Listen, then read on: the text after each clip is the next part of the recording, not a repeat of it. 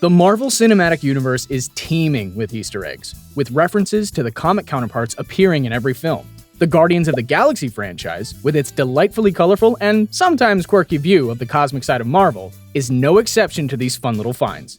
So let's see what kind of a mixtape of references James Gunn put in for the Ragtag team in Volumes 1 and 2, and the significance they hold in the comics.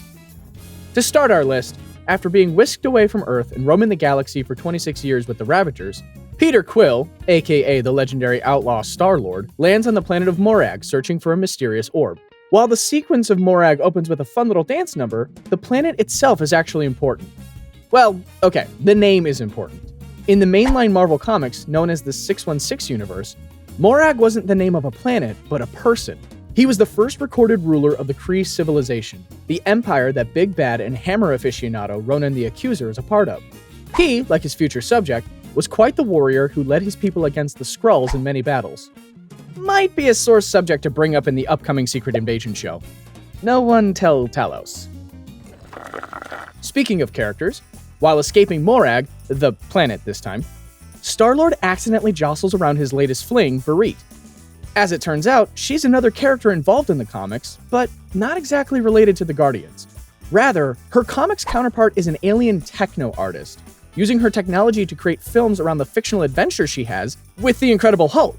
Her magnum opus, The Life and Times of the Incredible Hulk, was considered an art film on her planet, and she became a megastar there. Maybe Bereet will show up again someday, possibly chronicling how the Jolly Green Giant came to have a son. Yeah, talk about a plot twist, She-Hulk writers. After Gamora, Peter, Rocket, and Groot all introduce themselves in a totally civil fashion, they are arrested by the Nova Corps and processed, as you do when you're taken in by space cops. During their mugshots, each Guardian's backstory is revealed a little more. For example, Rocket's mugshot describes how he comes from Halfworld, and one of his associates is named Lila. The former was a planet settled by an alien species to help treat the unwell.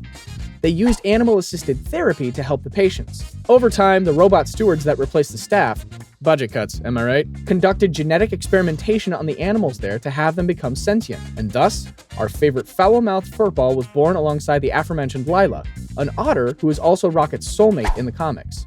I don't know about you, but I am so pumped to see them reunite in Volume 3. Though, given the trailers, it may not all be sunshine and rainbows. Just saying. After deciding they don't like the prison food and escape, the newly formed team make their way to a remote outpost called Knowhere to meet up with Benicio del Toro's delightfully eccentric Tivan, also known as the Collector. In the comics, Knowhere is still a floating ancient celestial head, but its history is pretty deep. When it was alive, Knowhere was attacked by Null. Who is Null? Oh, you know, just a dark god who made the Clintar. Who are the Clintar? Oh, you know, the alien species that the Venom symbiote is a part of? Yeah, imagine seeing Venom in space. Well, then again, he did join the Guardians at one point. Sorry, getting off topic. I'm still just imagining a symbiote fighting this thing. Anyway, after Null KO'd this thing, a city was slowly built inside, serving as a research station for various races. Eventually, the Guardians treated Knowhere as their primary base of operations for much of their history. If they weren't out in the stars, they'd be relaxing inside the head of an ancient celestial. There's no place like home, I guess. Anyway, the MCU Guardians do end up making Knowhere their home too, as seen in the holiday special after purchasing the Emporium from the Collector.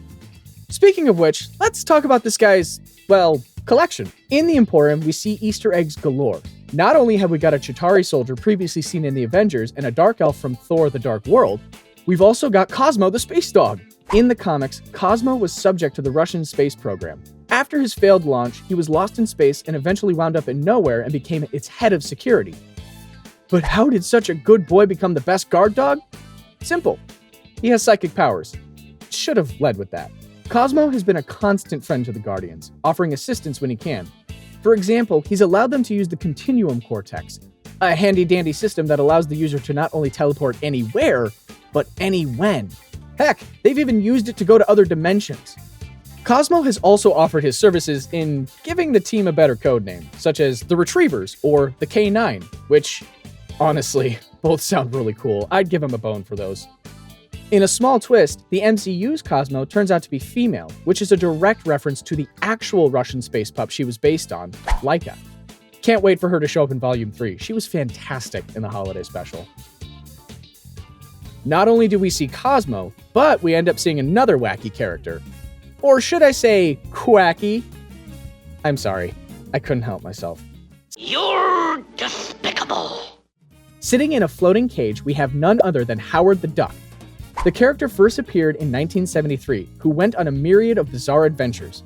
His first outing had him kidnapped by a demon lord from his home planet and dropped into the Everglades of Florida. Not exactly a dream vacation spot. Howard also learns the martial art quack fu, battles a vampiric bovine named Bessie the Hell Cow, and has even worked as a private detective in New York, working in the same building as She-Hulk. Putting such an eclectic character into Gunn's vision of the Guardians only makes perfect sense. I wonder if Gunn would be interested in a Howard the Duck movie reboot? The original was... Oh, shoot. Sorry, I forgot. We don't talk about that, ever. Moving on to Volume 2, after the Guardians double-cross the Sovereign Empire. Thanks a lot, Rocket. Star-Lord and company find themselves meeting his father, Ego, who claims to be a Celestial. Like Knowhere, Celestials were a race of beings that existed before even the Infinity Stones were created. They were capable of immense power, as Ego clearly demonstrates throughout the film. But in the comics, Ego is known as the Living Planet, and he wasn't actually a Celestial. He's literally just a big old planet with a face. Well, okay, that's a bit reductive. He was originally a scientist named Egros, tasked with trying to save his people from their planet getting fried by its sun. He moved his people to underground bunkers, but it was too late. Before he could get to a bunker, he was hit by a solar flare, but luckily, a being called the Stranger decided to save him by merging him with every living thing destroyed by the sun, and thus, Ego the Living Planet was born. It should be noted, though, that the Stranger was the one who created the situation in the first place by tampering with the sun, so good on you for saving his life, dude, but honestly, not cool. Speaking of massive cosmic power, while trying to convince his son to do a big bad thing, Ego shows Star-Lord what he calls eternity. If you guess he's not referring to a concept but yet another Marvel character, give yourself a pat on the back. Eternity isn't just bigger than a Celestial. Nope. He's the literal anthropomorphic embodiment of the universe, second only in power to a being known as the Living Tribunal. He can literally manifest as any force within the universe, and usually only takes on a physical form when the universe is in peril. This probably would have been a good time, dude. Eternity even was able to create children, or concepts like himself that became manifest. That roll call includes... Hang on, gonna need a deep breath here. Empathy, eulogy, expediency, entropy, epiphany, enmity, eon, epoch, now, then, explosion, and gravitation. Whew. That is a mouthful. What's more, Eternity as a character gets more complex. You see, he's not just the embodiment of one universe. Rather, this guy is only one fraction of the multiversal Eternity. So, there's an Eternity that this Eternity is a part of? Whoa.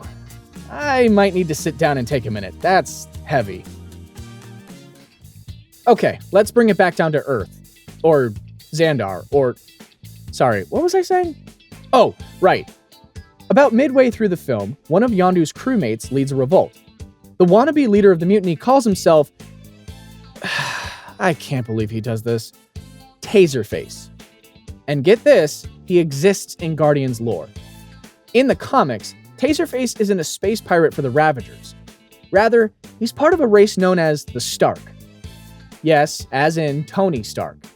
Because apparently Iron Man fired a bunch of tech into space to prevent intergalactic enemies from possessing it. Eventually, the tech was found by another race of aliens, and they then used it to build an industrial civilization replete with power armors and energy weapons. They then named themselves the Stark, and saw Iron Man as their machine god. Oh boy.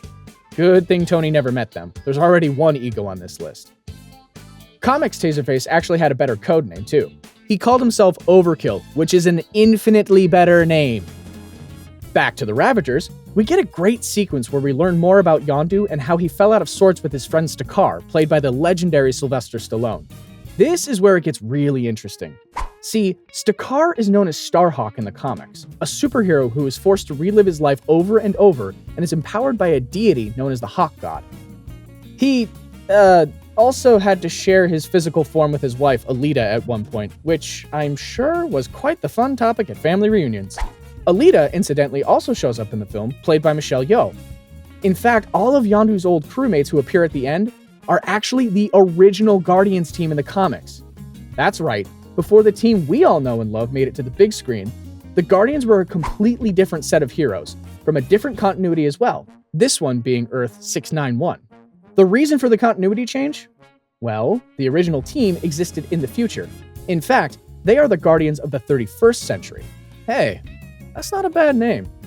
Anyway, on this roster we had the aforementioned Starhawk, both Stakar and Alita, hot-headed Charlie 27, Martin X, and of course Mary Poppins himself, Yondu. I'm Mary Poppins, y'all!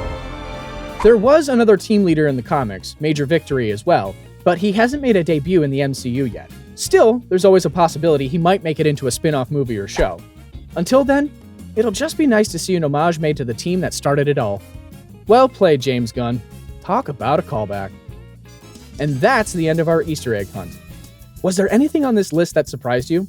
We're certain that there were so many more to be pointed out, so be sure to sound off in the comments if you know any others. Now, if you'll excuse me, I have to go jam out to that new awesome mix.